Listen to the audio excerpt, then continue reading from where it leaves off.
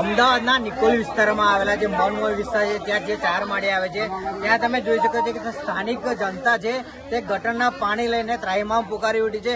અહીંયા તમે જોઈ શકો, મારા કેમેરામેનને હું કહીશ કે જે ગટર અહીંયા જે ઉભરાઈ છે તમે જોઈ શકો છો કે છે આખો જે રસ્તો છે ગટરના પાણીથી સુકોમોક થઈ રહ્યો છે. અહીંયા જે બાજુમાં જે એક આંગણવાડી આવી છે તે બાળકોને આવવા જવા માટે પણ ઘણી તકલીફો થઈ રહી છે.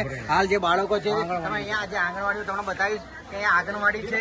હાલ જે છોકરાઓને પણ અહીંયા ઘણી તકલીફ પડી રહી છે.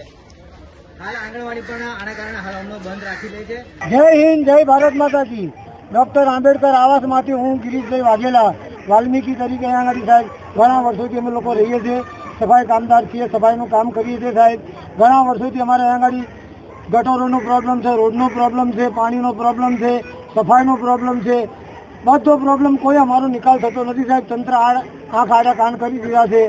અને કાલે સાહેબ એડી સાહેબને મળીને આવ્યા. એમણે કીધું 2 કલાકની અંદર આનો નિકાલ થશે, પણ હજુ સુધી નિકાલ થયો નથી સાહેબ. આજે 24 કલાક ઉપર થઈ ગયું સાહેબ. એટલે સાહેબ મારો તંત્રને વિનંતી છે અને મીડિયાના માધ્યમ દ્વારા બધાની મારી વિનંતી છે કે આ સફાઈ કામદારના જે કંઈ કર્મચારી છે, જે કંઈ માણસો અહીંયા આગળ રહે છે સાહેબ, અમે ગરીબ માણસ છીએ, શેઠ લાઈન ખાનારા છીએ સાહેબ. અમારી બહેનો દીકરીઓની કોઈની વાત પણ આવતી નથી. અહીંયા આગળ કોઈ માગા આવતા નથી કે ભાઈ આવામાં કોણ કરે. આવી બધી સમસ્યાઓ અમારા બધી ઊભી થઈ છે. એટલે આ તંત્રને મારી વિનંતી છે કે આ જે કંઈ સમસ્યાનો તાત્કાલિક નિકાલ લાવવા મારી વિનંતી છે. શું માંગણી છે તમારી? બધી માંગણી સાહેબ સફાઈ કામદાર તરીકે જેટલી પણ અમારે આગળ ગટરોની છે, રોડની છે, સફાઈની છે, પછી આ ગટરો બધી બેસી ગઈ છે એની છે, તેમાં બધી ટોટલી કોઈ જગા કોઈ અમારી સામે જોતું નથી સાહેબ. ઘણી વાર અમે સાહેબોને મળી આવ્યા, અમે અરજીઓ એટલી બધી આપેલી છે, પણ આ લોકો આંખ આડા કાન કરી દીધા છે સાહેબ. એટલે ગમે તેમ કરીને સાહેબ આનો નિકાલ લાવવા મારી વિનંતી છે. જે અહીંની જે સ્થાનિક જનતા છે જે આપણી સાથે એક બેન જોડે ગયા છે, તેમની જે દીકરી છે અહીંયા જે ગંદકીનું જે પાણી છે એના કારણે ઘણી વખત બીમાર પણ પડ્યા છે.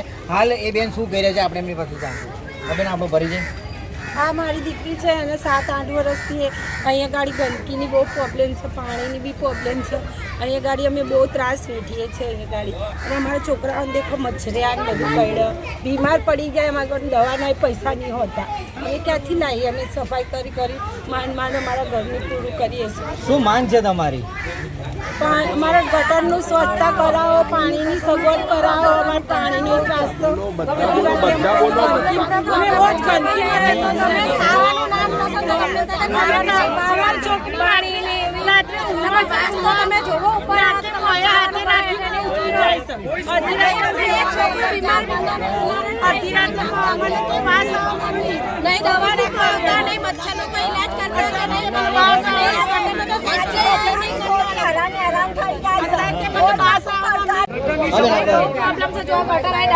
ડાયરેક્ટ ઉપર એટલી વાતમાં કે તમે કોળિયા લેવા જશો તો તમને વામિટ થઈ જશે. છેલ્લા 15 દાડાથી હું શરદી ખાંસીની દવા લાય કરું પણ મટવાનું નામ નહીં લેતું. આ રસ્તામાં તમે આ બાજુ જોશો તો અહીંયા ગટર, ઓલી બાજુ જશો પાછળ ગટર, આગળ જશો આગળ માણસ રહે કે મરી જાય એ જ ખબર નહીં પડતી. ખાલી વોટ લીધો, માણસ છૂટા થઈ ગયા. અને અમારી પબ્લિક એટલી છે ને બુદ્ધિ વગરની વોટ આપવા દોડીને જતી રહી છે. અને લીધા પછી પબ્લિક નું અમે જોવા નહીં આવતી. આ અમે લોકોને ઘરે કામ કરવા જઈએ, વાળવા જઈએ, સફાઈ કરવા જઈએ, ચોખ્ખું અમે લોકો કરી આલે. અને છેલ્લે અમારા ઘરે તો આ લોકો જોવાનું નામ નહીં લેતા. કદાચ જો કોઈ વ્યક્તિ બીમાર પડે ને એમ્બ્યુલન્સ લાવવાની જરૂર પડે ને તોય માણસ આમ ઊંચું કરીને ટેકો આપવા જાય એવી આ જગ્યા નહીં ભાઈ. તમે એવું લાગતું કે અમે ખાલી મજાક કરતા હશું કે ખાલી આ બોલીએ છીએ. તો એક દિવસ તમે કોઈ બીના ઘરે ઉભા રહો અને 2 મિનિટ ખાલી ખાવા માટે બેહો. જો આ નીચેનું ઘર તમે એ ગાડી ખાઓ, આ વાસ તમને ખાવા દઈશો. શું માંગ છે તંત્ર પાસે તમારી? તમે આ ગાડી થોડો રોડ કરી આલો, થોડું વરખું કરી આલો, થોડું પાણીનો સુધારો, થોડી ગટરો સુધારો, કઈ દવા બવા છટાવો તો કઈ પબ્લિક રહી શકે. ના અહીંયા આંગણવાડી મોકલવાનું બંધ થાય કે ના પછી દવા લેવાનું. જે તમે જોઈ શકો છો કે જે બહેનો છે તે જે રીતે વાત કરી છે, તમે જો કે એમની ઘણી બધી જે સમસ્યાઓ છે તેનું હજુ સુધી કોઈ નિવારણ આવ્યું નથી. એમની એક જ માંગ છે તંત્ર પાસે કે જે એમના રોડ રસ્તા, ગટર લાઈન છે, પાણીના, એની જે દરેક જે સમસ્યા છે તેનું નિવારણ આવે. કેમેરામેન સંજય સાથે રણજીતસિંહ સિંધવ, યુગ અભિયાન ટાઈમ્સ, અમદાવાદ.